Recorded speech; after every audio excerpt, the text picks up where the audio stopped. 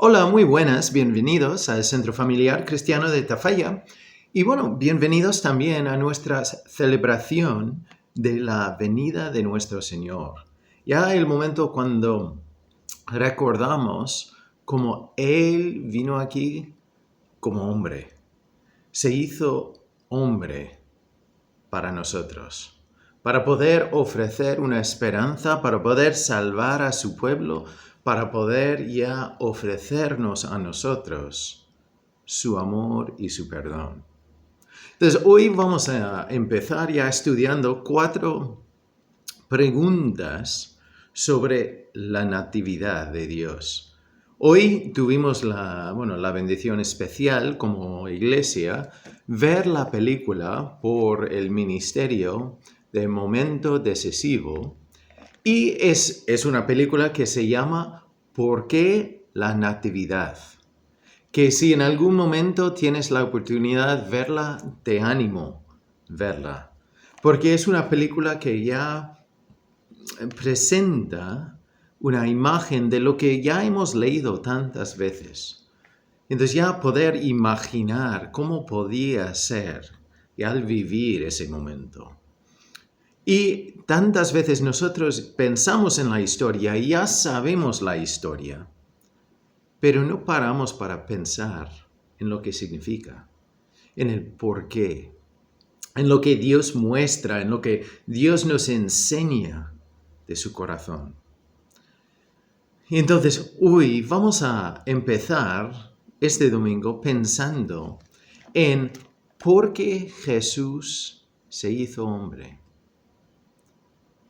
Entonces ya es un detalle que sabemos, que ahí en el Belén vemos al Jesús, al Mesías nacido. Dios con nosotros, Dios que se hizo hombre. Pero la pregunta para nosotros hoy es ¿por qué? Y vamos a ver 5 respuestas a esa pregunta. Y después al final vamos a aplicarlo a nuestras vidas. Porque es importante no simplemente llenar la cabeza o poder contestar esa pregunta, pero ver. Entonces, ¿por qué es importante para mí? Entonces, la primera respuesta es Jesús se hizo hombre para cumplir con las profecías del Antiguo Testamento. Entonces, en el Antiguo Testamento hay más que 300 profecías sobre este que iba a venir, sobre el Mesías, sobre el Salvador, el Rey de Reyes que iba a venir. Por eso ya los sabios, los magos, o ya como decimos hoy, los reyes magos, por eso estaban buscando la venida de un rey de reyes. Porque en el Antiguo Testamento hay tantas profecías que hablaban de los detalles. En Lucas 24, empezando en el versículo 42, esto es después de la resurrección, Jesús está ahí ya hablando con sus discípulos y dice, empezando en el versículo 42, entonces le dieron parte de un pez asado y un panal de miel. Y él lo tomó y comió delante de ellos. Y les dijo, estas son las palabras que os hablé, estando aún con vosotros, que era necesario que se cumpliese todo lo que está escrito de mí en la ley de Moisés, en los profetas, en los salmos. Entonces Jesús mismo allí, habiendo resucitado, hablando con los discípulos, dice, mira, todo lo que se escribió de mí en el Antiguo Testamento tenía que cumplir. Entonces tenemos profecías, como he dicho, hay más que 300. Hoy no vamos a ver todos. Voy a leer 3 solo. Pero cada uno de las profecías sobre su venida sobre su primer venida ya se cumplieron en Jesús. Científicos de la física, cuando ven la probabilidad de algo, entonces llegan a un nivel ya de probabilidad y ya al llegar a ese nivel dicen, mira, ya no hay que pensar en si eso es probable o no, porque ya es absurdo, porque ya hay tan poca posibilidad que algo pase sin alguien que cause que pase. Y ya la probabilidad de que alguien cumpliese todas estas profecías sin tener alguien detrás que lo empuje, o sea, que cause todo, en este caso Dios, entonces ya según la ciencia sería imposible. Entonces hay gente que dice, bueno, es que ya José y María sabían las profecías y entonces por eso van ahí. Bueno, se puede quitar un par de profecías diciendo que ellos querían cumplir, pero la mayoría de las profecías un hombre no puede causar si no se ve el plan de Dios. Por ejemplo, Isaías 7. Entonces, Isaías 7:14 dice aquí, por tanto, el Señor mismo os dará señal. He aquí que la Virgen concebirá y dará a luz un hijo y llamará su nombre Emmanuel. Entonces, esto es una profecía no de un año antes o unos meses, unos días.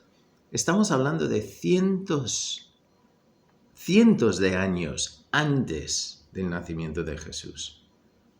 Tenemos esta profecía que se cumple. Ya está el último punto ahí. Se cumple. En Miqueas 5, el capítulo 2 dice, pero tú, Belén Efrata, pequeña para estar entre las familias de Judá, de ti me saldrá el que será Señor en Israel. Y sus salidas son desde el principio, desde los días de la eternidad. Entonces ahí tenemos a Belén ya nombrado como el lugar donde va a nacer el Salvador. Y es curioso porque no dice solo Belén, Belén Efrata. Belén el nombre significa casa del pan. Y Efrata quiere decir que sé fructífero. O sea, que este pueblo pequeño ya será donde sale el pan de vida.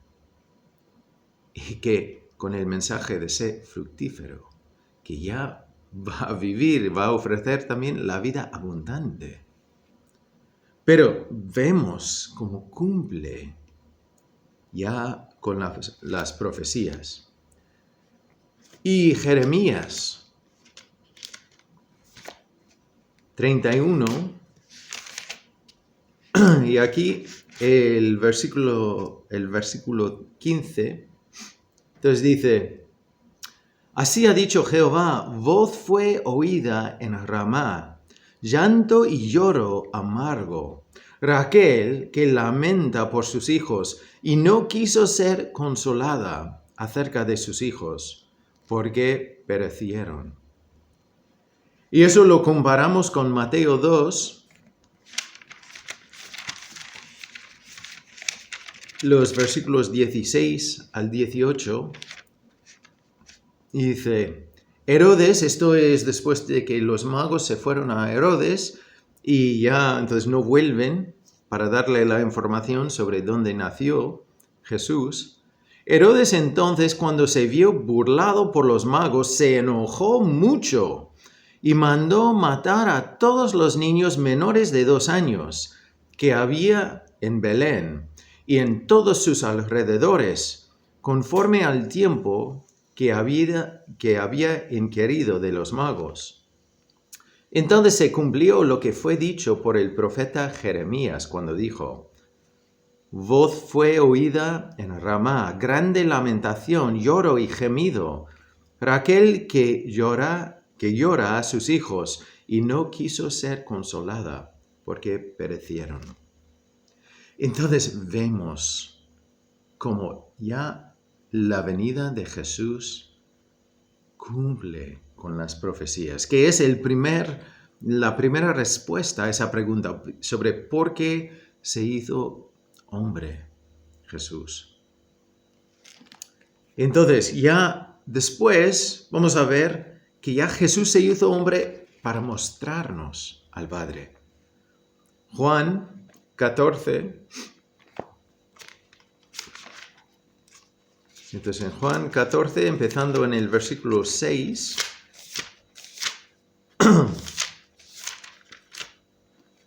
bueno, casi, ya. Entonces, dice, bueno, empezando en el versículo 5, dice, le dijo Tomás, Señor, no sabemos a dónde vas, ¿cómo pues podemos saber el camino? Jesús le dijo, yo soy el camino, y la verdad, y la vida. Nadie viene al Padre sino por mí. Si me conocieses, también a mi Padre conoceríais. Y desde ahora le conocéis y le habéis visto. Felipe le dijo, Señor, muéstranos el Padre y nos basta. Jesús le dijo, ¿tanto tiempo hace que estoy con vosotros y no me has conocido, Felipe? El que me ha visto a mí, ha visto al Padre. ¿Cómo pues dices tú, muéstranos el Padre? Entonces vemos que Jesús se hizo carne para ya dar el ejemplo, darnos, o dejarnos, mejor dicho, dejarnos ver al Padre. Entonces Felipe está pidiendo, mira, muéstranos el Padre y así ya será suficiente. Y Jesús dice, mira, si me conocéis a mí, conocéis al Padre. Porque son uno. Entonces, en la Trinidad vemos a Dios. Entonces, es importante ver que Jesús se hizo carne para cumplir con las profecías, todas las profecías del Antiguo Testamento. Se hizo carne para mostrarnos al Padre también. Y tercero, Jesús se hizo hombre para salvarnos de nuestros pecados. Eso es importante. Una vez yo escuché a un hombre que debatía con un creyente y decía, pero Dios no puede morir, porque si Dios es eterno y es espíritu, no puede morir. Pero ahí está la clave. Jesús se hizo hombre también. Era 100% Dios y 100% hombre a la vez. Y vivía aquí con cuerpo como el nuestro, pero sin pecar. Entonces, primero de Timoteo, el capítulo 1 y el 15, dice esto, dice, palabra fiel y digna de ser recibida por todos, que Cristo Jesús vino al mundo para salvar a los pecadores, de los cuales yo soy el primero. Eso Pablo hablando. Y Pablo dice, mira, yo soy ya el primero entre los pecadores. Pero ve que Jesús se hizo hombre para salvar a los pecadores. Entonces nosotros nos tenemos que unir a Pablo y reconocer que somos pecadores. Todos nosotros hemos hecho mal en alguna forma. Y ojo, no puedo decir, sí, pero lo que yo he hecho no es tan malo como lo que esa persona ha hecho. Mal es mal. Entonces, si nosotros hemos hecho mal, necesitamos el perdón de Dios. Necesitamos la ayuda de Dios. Necesitamos un Salvador para salvarnos de esa tendencia de no solo buscar el mal, pero querer el mal. Querer hacer el mal. Entonces vemos que también Jesús se hizo carne para salvarnos de nuestros pecados. Y cuarto, Jesús se hizo hombre para identificarnos con nuestras debilidades. ¿Alguna vez has tenido alguna persona que te ha venido para darte un consejo? Que igual estás pasando un momento difícil, estás en una pelea difícil o ya con una tribulación muy fuerte. Y esa persona ya te da un consejo. Y tú piensas en tu mente, pero tú ¿qué sabes de mí? Es muy fácil, tú tienes la vida fácil, tienes la vida perfecta. ¿Y qué me dices? Pero con Dios no es así. Con Dios vemos que Él se identifica con nuestras debilidades, con nuestras peleas, con nuestros problemas, con las tribulaciones que nosotros encontramos y experimentamos. En Hebreos 4, entonces dice aquí, por tanto, esto es 4, 14 al 16, por tanto, teniendo un gran sumo sacerdote que traspasó los cielos, Jesús, el Hijo de Dios, retengamos nuestra profesión. Porque no tenemos un sumo sacerdote que no pueda compadecerse de nuestras debilidades, sino uno que fue tentado en todo según nuestra semejanza, pero sin pecado. Acerquémonos, pues, confiadamente al trono de la gracia, para alcanzar misericordia y hallar gracia para el oportuno socorro.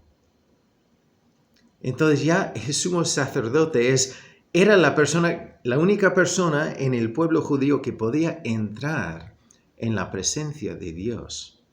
Y eso solo una vez al año, después de haber hecho muchas preparaciones. Pero Jesús ya rompió ya el velo que dividía a la gente de Dios. Y tenemos un sumo sacerdote a donde podemos ir y Él nos entiende. Él ya sabe exactamente cómo es pasar por ese tramo del camino, porque ha estado allí. En carne, siendo 100% hombre. Sí, a la vez 100% Dios, pero entonces ya fue tentado igual como nosotros, pero sin pecar, sin caer. Encima, Él recibió ya la paga de todo el pecado, de todo mi pecado, de todo el tuyo. Él te entiende. Él sabe qué es la injusticia. Él sabe qué es recibir maltrato. Él sabe qué es ya tener gente que le grite, que le pegue, que le vende. Entonces Él sabe y le entiende dónde estás. Y después,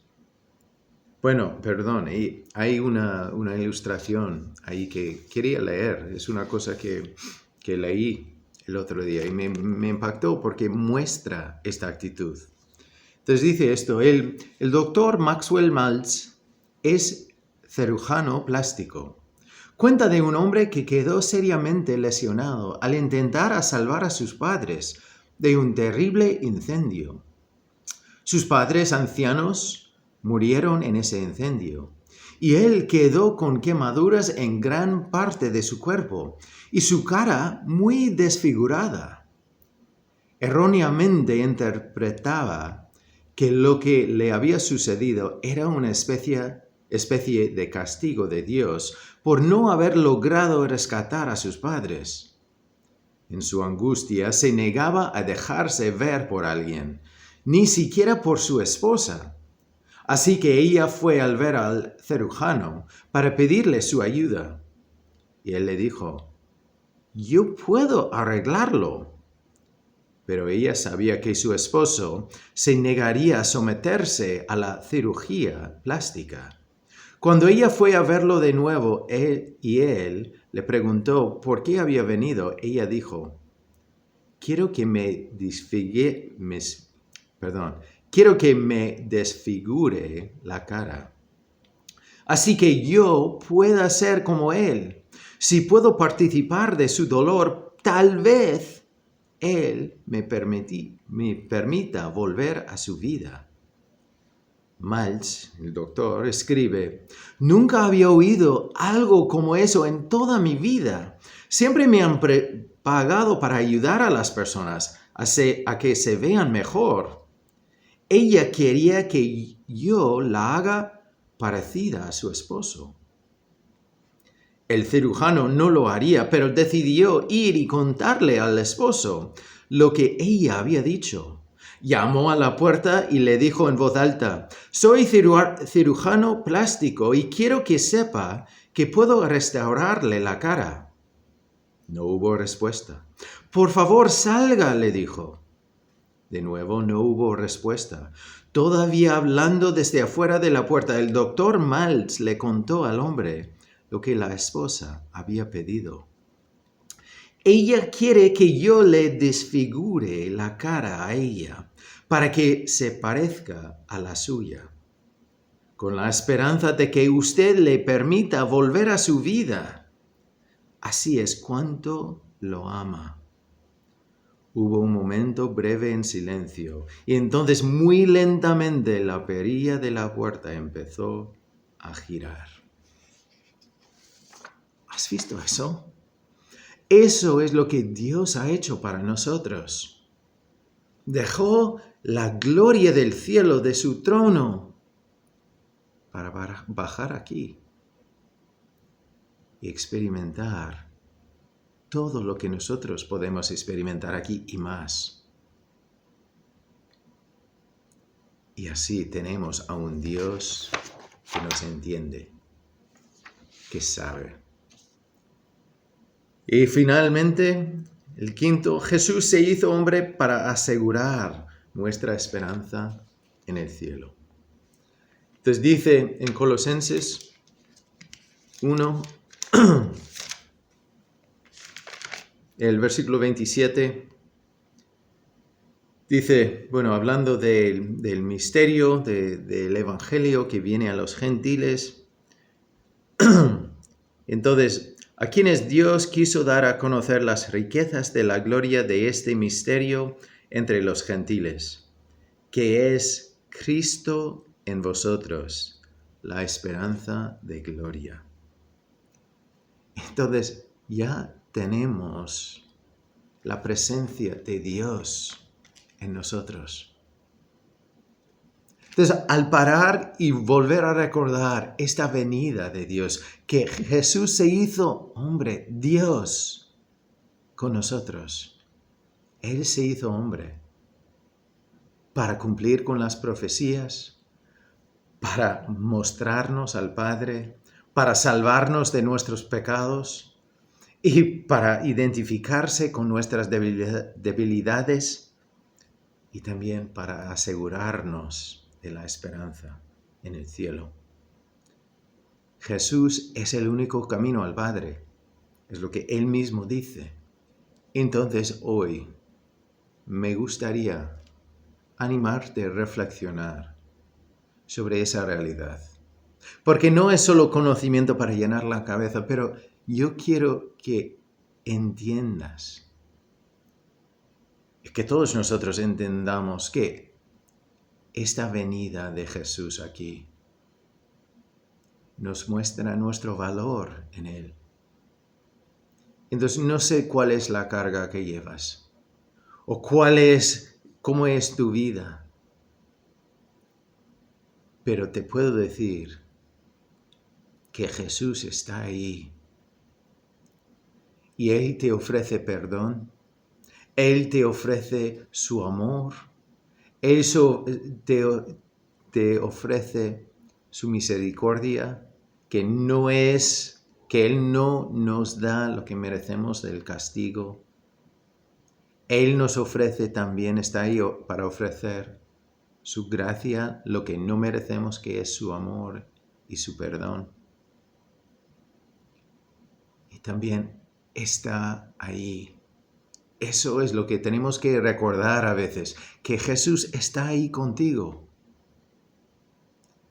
Entonces, el Rey de Reyes y Señor de Señores está ahí contigo. Quizás que has sufrido por una trauma del pasado o de un maltrato. Te quiero animar, ir a Jesús. Él te entiende, Él te llama, Él te ama. Y como ya hacemos referencia muchas veces, Dios muestra su amor para con nosotros. No porque somos maravillosos ni porque ya somos limpios y tenemos todo en orden. Romanos 5:8 nos dice que Él muestra su amor para con nosotros en que nosotros, siendo aún pecadores, Cristo murió por nosotros. Él vino aquí con un propósito. Entonces, yo estoy agradecido que Jesús se hizo carne, se hizo hombre, para mostrarnos si Dios ha dicho algo, cumplirá hasta el último detalle. También que ya podemos saber cómo es el Padre. Podemos saber cómo es Dios, porque hemos visto al Dios caminando entre los seres humanos. También vemos que nos ofrece salvación.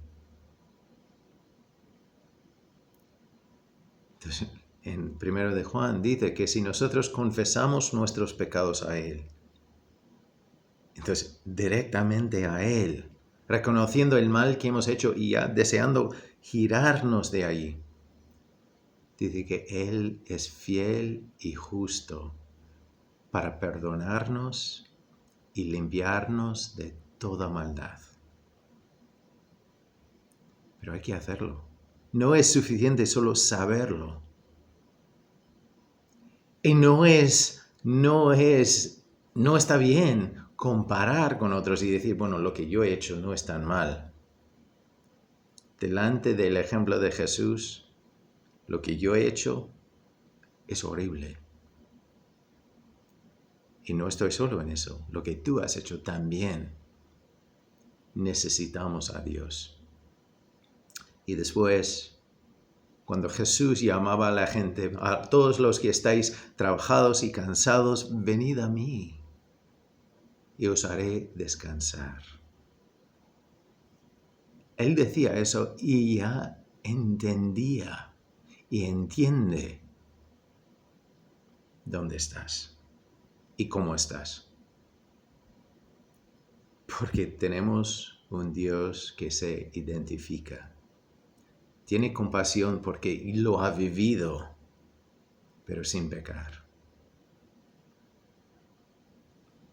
Y al final dice que Él está dentro de nosotros y nos da esperanza.